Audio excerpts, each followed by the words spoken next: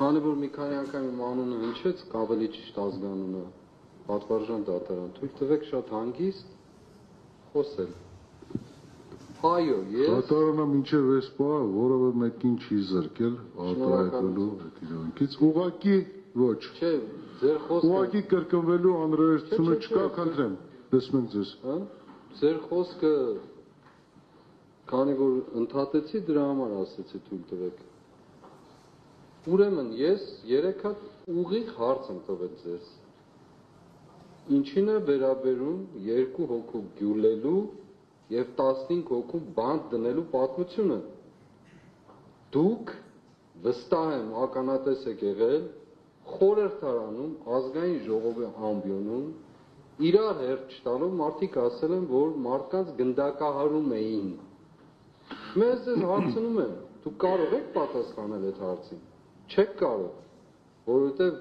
խաբեության մեջ եք։ Երկրորդ, հարց եմ տվել ձեզ, այս գործի մեջ ավտոբուս վառելու պատմություն կա, թե ոչ։ Երրորդ, դուք որ ասում եք այս մարդկանց համար եք անում, դուք այս մարդկանց համար չեք անում, բան համար եք, դուք ում եք ծառայում։ Կարող եք ասել ում եք ծառայում։ Չորրորդ, այդ ձայնագրությունները, որ կտոր հրապարակում էին, ում համար էին հրապարակում, իրենց հոր համար, հա, իրենց տնեցիների համար, հանրության համար չէին հրապարակում, ինչ եք բան դարձրել ձեր ձեռքին, գնում գալիս ասում եք շոու եք անում, շոու, բա դուք ինչ եք անում, կարող եք ասել ինչ եք անում, ում եք էլ ոգևորվում եք, այո, հիշեք, ասում եմ ձեզ, հիշեք, դժվար գործի մեջ եք մտել, սիրելի տղաներ, այդպես եմ դիմելու ես ձեզ, քանի որ ընդունել եք, որ աշխարհիկ գործում, ես աշխարհիկ գործի մեջ չեմ, ես նաև ձեր ազատագրության համար եմ այստեղ, ձեր, հենց ձեր, որ վաղը նաև Հայաստանի Հանրապետությունը կեղծիք չունենա, այո, եթե պետք լինի նաև գնդակահարել են մարդկանց, որոնք կեղծիկով ու ստով պիտի առաջնորդվեն, եւ այո, հենց այս գործը դրա մասին է, ու դուք չեք կարող պատասխանել, չեք կարող, ուղղակի չեք կարող, ինչ ուզում եք արեք, ձեր ազգային ժողովի նախագահի խոսքերով ասեմ, թռնեք վերև, իջնեք ներքև, այո, վերաբերվում է, որովհետև խոսել եք այդպես, դուք եք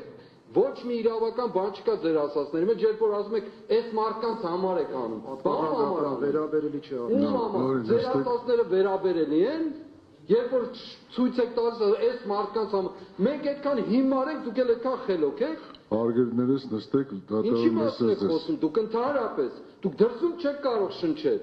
եկել եք այստեղ, նստել եք այդ սեղանի շուրջ, կեղծիք երիքի դակում եք, մի հատ էլ խոսում եք, եւ ասում եմ, խնդրում եմ իմ հարցերին թող պատասխանեն, ուղիղ, առանց որևէ այլ միջամտության խոսքի։ Ուրեմն դատարանը չի կարող պարտադրել, որովհետեւ որևէ մասնակցի պատասխանել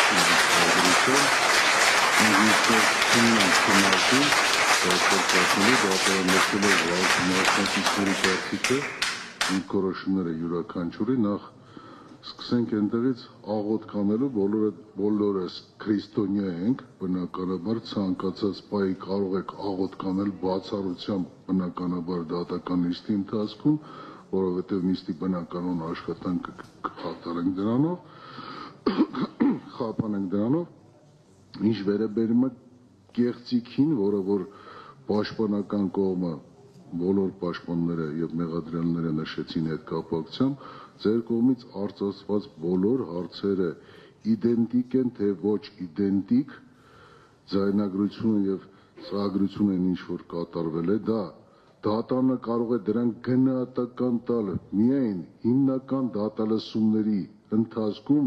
հետազոտվող ապացույցների համակցության արդյունքում դատարանը այս պահին գուշակ չէ, որ գնահատական տա, չի կարող դատարանը այս պահին այդ գնահատականը տալ, չի կարող գնահատականը տալ։ Հետևաբար այս հարցերը հիմնական դատալսումների արդյունքում, այսինքն այդ ապացույցները հետազոտման արդյունքում կարող է դատարանը իր որոշումը հայտնել։